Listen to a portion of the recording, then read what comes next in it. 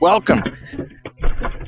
What you are watching in this clip are a bunch of thugs breaking into a home in Bishop's Avenue in London.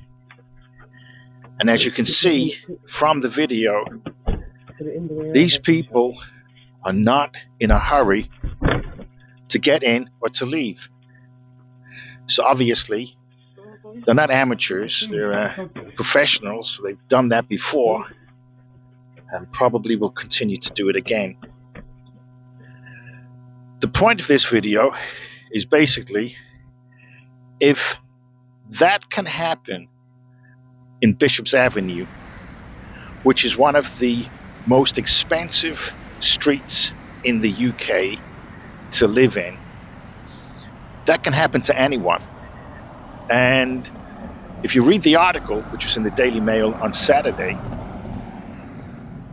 people were saying they come at night, they're not afraid, and they just carry on as if though people are not at home when some people are at home, and they're breaking into people's homes.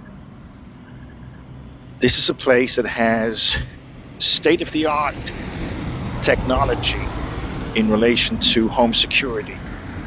It even has private security guards on that street that patrol day and night. When I was there this morning, I spoke with a security guard, and off camera, because he didn't want to be filmed, which is his prerogative. And he said that he's afraid some evenings because he has no protection. All he has is a walkie-talkie and a cell phone to make a call if anything happens to him.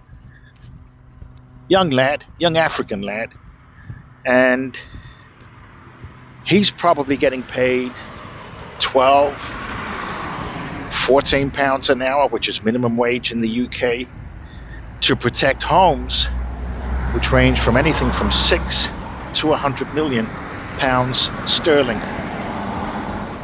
If you read the article in the Daily Mail, especially the comments section, everyone seems to say the same thing. Well, it's because of the police. The police aren't doing this, the police aren't doing that, and the police should do this, and the police should do that. You know, there's only so much that the police can do. There's only so many places that they can be, and there's only so many places that they're told to be at a given time, because basically they have commanders and they tell them which is a priority. And I would have thought that a place like Bishop's Avenue that has its own private security wouldn't be on the top of the list for sending regular police there on a regular basis. But the fact is that the people in that home invasion video, a lot of them, some of them, as the Met Police has said, are not homegrown indigenous criminals. Some of them are coming from South America, and some of them are coming from Eastern European countries. In fact, I think 2 or 3 years ago, they actually got a group of guys from South America burgling a house that had flown in the day before. So they would fly in, burgle, and then fly back out again. So that's the kind of things that the police have to deal with these days because of the international movement of people. But I think it's a bit harsh to say that this is the result of police not policing. I disagree with that. I personally believe myself that the reason that the UK has the crime epidemic that it has, especially in London, is because of the judicial system. I like to call it their judicial system because it doesn't represent me, and I have no participation in how they orchestrate or implement their judicial system. So therefore, I'm outside of that club. When you've got judges and magistrates who are not elected by the people to serve the people, They'll do what they think they can or should do. One of the problems that you've got in the UK is the number of people, serious criminals, not being sent to prison for a long time. They give them very short sentences in the UK. And personally, the reason I think they do that is to keep that business, that industry going. If they were to send these people to prison for the correct sentence that they should get, then there wouldn't be that much crime on the streets because the people committing it would be in prison. But as you know, this new Labour company has just released 5,000 people from prisons early. And the reason I think they did that is because I thought that they were expecting a civil uprising. And speaking of civil unrest, I think it's just a matter of time before the people in the UK make a decision that the way that their society and communities has gone just can't continue. I think people are going to make a decision soon that they're going to start taking things into their own hands, especially where crime is concerned. The UK doesn't have what America's got, which is super prisons. Maximum super prisons. This country needs maximum super prisons. Because I'm one of those people, I believe that prison works.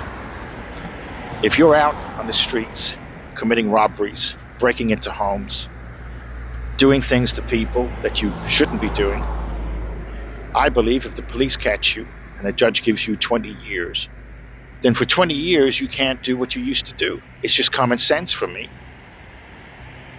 That doesn't seem to work in their system. Their system seems to be conveyor, in, out, in, out. So why you keep releasing people back into the community, knowing full well that they are going to do what they've just done already, is beyond me, to the point that I know that it keeps their business going. The breakdown of the judicial system and the policing system is basically, in my estimation, one of the reasons why society is crumbling in the UK. In the towns and in the cities, it's all connected in one way or another, where people look at the place they live in and see no hope and no future.